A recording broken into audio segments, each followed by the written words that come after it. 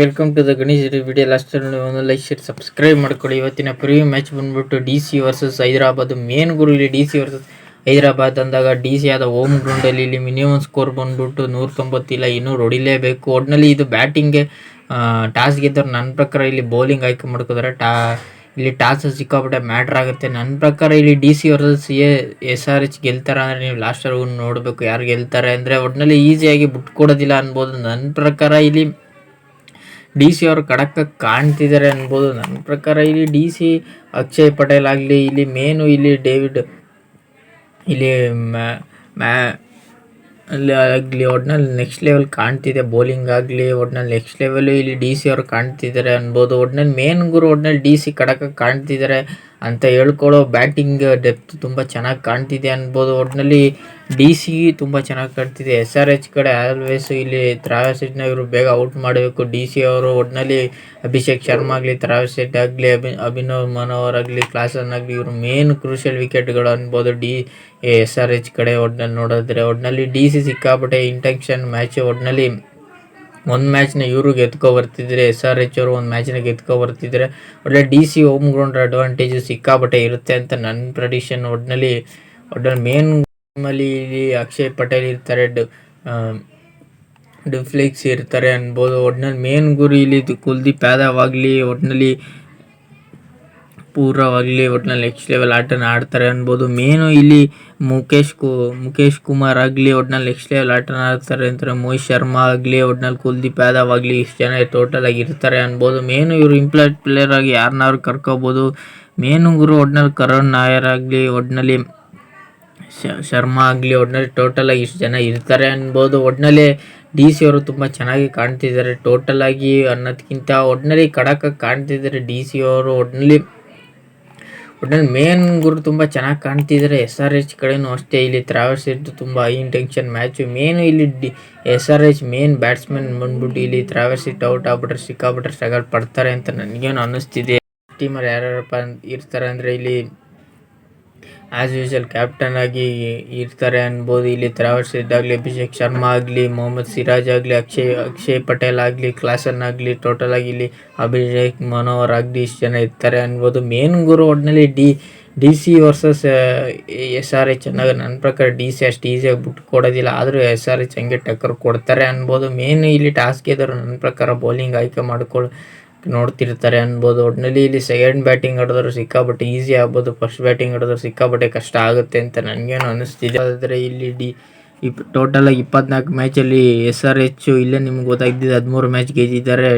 DC ಅವರು 11 match ಗೆದ್ದಿದ್ದಾರೆ. ಏನೇ ಇವೆಲ್ಲ ಇದ್ರು ನನ್ನ ಪ್ರಕಾರ DC ಅವರು ಗೆಲ್ಲೋದು ಡೌಟು. ಒಟ್ಟಿನಲ್ಲಿ SRH ಅವರು ಈಸಿಯಾಗಿ ಗೆಲ್ಲೋದಿಲ್ಲ, ಹಂಗೆ ಟಕ್ಕರ್ ಕೊಟ್ಕೊಂಡು ಗೆಲ್ತಾರೆ. ಒಟ್ಟಿನಲ್ಲಿ DC ಅಷ್ಟು ಈಸಿಯಾಗಿ ಬಿಟ್ಕೊಡೋದಿಲ್ಲ. ಎಂಥ ಸಿಚುವೇಶನ್ ಇದ್ರು ಗೆಲ್ಲಕ್ಕೆ ನೋಡ್ತಿರೋದ್ರೆ ಒಟ್ಟಿನಲ್ಲಿ ನನ್ನ ಪ್ರಕಾರ SRH ವರ್ಸಸ್ DC ಒಟ್ಟಿನಲ್ಲಿ SRH ಗೆಲ್ತಾರೆ. ಎರಡನೇ ಮ್ಯಾಚ್ ಬಗ್ಗೆ ನೋಡೋದಾದರೆ ಎರಡನೇ ಮ್ಯಾಚಲ್ಲಿ CSK ವರ್ಸಸ್ RR ಆದ ಹೋಮ್ ಗ್ರೌಂಡಲ್ಲಿ ಮೇನ್ ಗುರು ಇಲ್ಲಿ ಮಿನಿಮಮ್ ಸ್ಕೋರ್ ಆಸ್ ಯೂಶಲ್ ಇಲ್ಲಿ 190 ಇಲ್ಲ 200 ಹೊಡಿಲೇಬೇಕು. ಒಟ್ಟಿನಲ್ಲಿ CSK ಅವರು ಈ ಮ್ಯಾಚ್ನ ಗೆಲ್ಲಕ್ಕೆ ನೋಡ್ತಿರ್ತಾರೆ. ಒಟ್ಟಿನಲ್ಲಿ ಈ ಮ್ಯಾಚ್ನ ಯಾರು ಗೆಲ್ತಾರೆ ಅಂದರೆ ನೀವು ಲಾಸ್ಟ್ವರೆಗೂ ನೋಡಬೇಕು, ಆವಾಗ ನಾನು ಹೇಳ್ತೀನಿ ಯಾರು ಗೆಲ್ಬೋದು, ಯಾರು ಗೆಲ್ಲೋ ಚಾನ್ಸ್ ಸಿಕ್ಕಾಪಟ್ಟೆ ಇದೆ ಅಂದರೆ. ನನ್ನ ಪ್ರಕಾರ CSK ಗೆಲ್ಲೋ ಚಾನ್ಸ್ ಸಿಕ್ಕಾಪಟ್ಟೆ ಇದೆ ಅಂತ ನನಗೇನು. RR ಒಟ್ಟಿನ ಹೋಮ್ ಗ್ರೌಂಡ್ ಅಡ್ವಾಂಟೇಜ್ನ ಒಟ್ಟಿನಲ್ಲಿ ಇವ್ರು ತೊಗೊಂಡ್ರೆ ಏನು ಮ್ಯಾಟ್ರ್ ಆಗೋಲ್ಲ. ಇಲ್ಲಿ ಟಾಸ್ ಗೆದ್ದವರು ಒಟ್ಟಿನಲ್ಲಿ ಬೌಲಿಂಗ್ ಆಯ್ಕೆ ಮಾಡ್ಕೋತಾರೆ, ಬ್ಯಾಟಿಂಗ್ ಆಯ್ಕೆ ಮಾಡಿಕೊಡಲ್ಲ.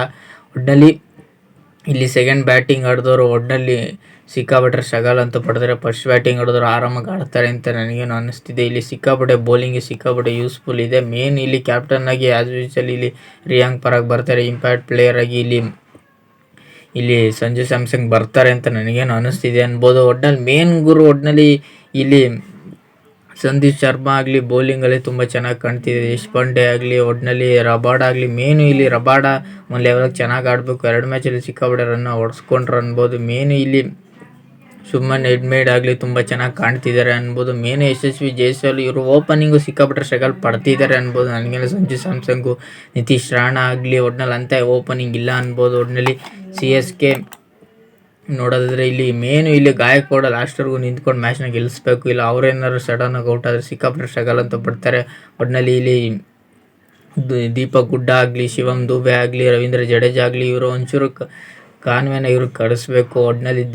ಇಲ್ಲಿ ಆಸ್ ಯೂಶುವಲಿ ಇಲ್ಲಿ ಅಶ್ವಿನ್ ಜಡೇಜಾ ಒಂದೊಳ್ಳೆ ಪಾರ್ಟ್ನರ್ಶಿಪ್ ಬೌಲಿಂಗ್ ಮಾಡ್ತಾರೆ ಅನ್ಬೋದು. ಒಟ್ಟಿನಲ್ಲಿ ನೂರಾಗಲಿ ದೀಪಕ್ ಶರ್ಮಾ ಆಗಲಿ ಒಟ್ಟಿನಲ್ಲಿ ಚೆನ್ನಾಗಿ ಕಾಣ್ತಾರೆ ಅನ್ಬೋದು. ಒಟ್ಟಿನಲ್ಲಿ ಇವರು ಇಂಪ್ಯಾಕ್ಟ್ ಪ್ಲೇಯರ್ ಆಗಿ ಯಾರನ್ನಾರು ಕರೆಸ್ಬೋದು. ಒಟ್ಟಿನಲ್ಲಿ ಹೇಳೋಕ್ಕಾಗಲ್ಲ. ಇವರು ಮೇನು ರವೀಂದ್ರ ಗಾಯಕ್ವಾಡ್ ಇಲ್ಲಿ ಸಿಕ್ಕಾಪಟ್ಟೆ ಕ್ರೂಷಿಯಲ್ ಆಗ್ತಾರೆ ಅನ್ಬೋದು CSK ಕಡೆ. ಒಟ್ಟಿನಲ್ಲಿ ಮೇನ್ ಗುರು ಶಿವಮ್ ದುಬೆ, ರವೀಂದ್ರ ಜಡೇಜಾ, ಇಲ್ಲಿ ಸ್ಯಾಮ್ ಕರ್ನ್ ಸಿಕ್ಕಾಪಟ್ಟೆ ಎಕ್ಸ್ಪೆಕ್ಟೇಷನ್ ಇರುತ್ತೆ. ಅವರು ತುಂಬ ಚೆನ್ನಾಗಿ ಬೌಲಿಂಗಲ್ಲಿ ಬ್ಯಾಟಿಂಗಲ್ಲಿ ತುಂಬ ಚೆನ್ನಾಗಿ ಮಾಡ್ತಾರೆ. ಧೋನಿ ಮತ್ತು ರವೀಂದ್ರ ಜಡೇಜಾ, ಅಶ್ವಿನ್ ಒಟ್ಟಿನಲ್ಲಿ ಇಷ್ಟು ಜನ ಟೋಟಲ್ ಆಗಿ ಇರ್ತಾರೆ ಅನ್ಬೋದು. ಮೇನ್ ಗುರು ಇಲ್ಲಿ ಸ್ಯಾಮ್ ಕರ್ನ್ ಆಗಲಿ, ರವೀಂದ್ರ ಜಡೇಜಾ ಆಗಲಿ, ಶಿವಮ್ ದುಬೆ ಆಗಲಿ, ಇವ್ರು ಇಷ್ಟು ಜನ ಗೇಮ್ ಚೇಂಜಿಂಗ್ ಮಾಡ್ತಾರೆ. ಮೇನು ಇಲ್ಲಿ ಶಿವಮ್ ದುಬೆ ತುಂಬ ಚೆನ್ನಾಗಿ ಸ್ಪಿನ್ನಿಂಗ್ಗೆ ಅಟ್ಯಾಕ್ ಮಾಡ್ತಾರೆ ಅನ್ಬೋದು.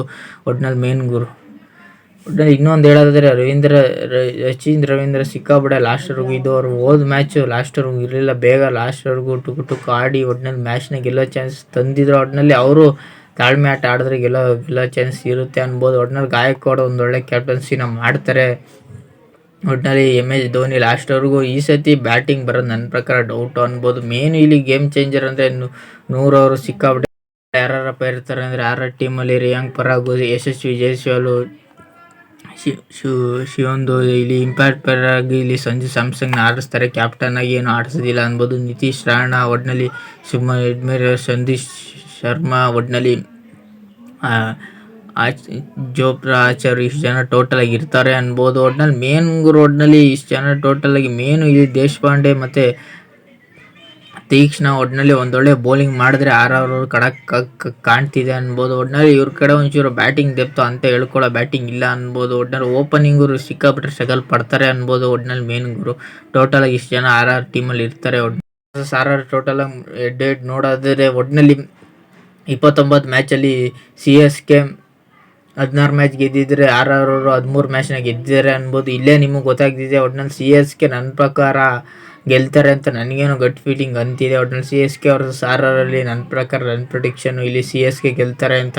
ತೀರಾ ಒಂದು ಸೈಡ್ ಅಂತೂ ಆಗಲ್ಲ.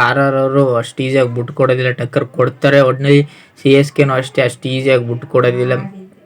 ಒಟ್ಟಿನಲ್ಲಿ ಒಂದು ಸೈಡ್ ಮ್ಯಾಚ್ ಆರಾಮಾಗಿ ಗೆಲ್ತಾರೆ ಅಂತ ನನಗೇನೋ ಅನ್ನಿಸ್ತಿದೆ. ಒಟ್ಟಿನಲ್ಲಿ ಹೈ ಸ್ಕೋರ್ ಮ್ಯಾಚ್ ಆದರೆ ಒಟ್ಟಿನಲ್ಲಿ ಚೆನ್ನಾಗಿರುತ್ತೆ ಮೇನ್ ಗುರು. ಒಟ್ಟಿನಲ್ಲಿ DC ವರ್ಸಸ್ SRH ಅಲ್ಲಿ SRH ಗೆಲ್ತಾರೆ.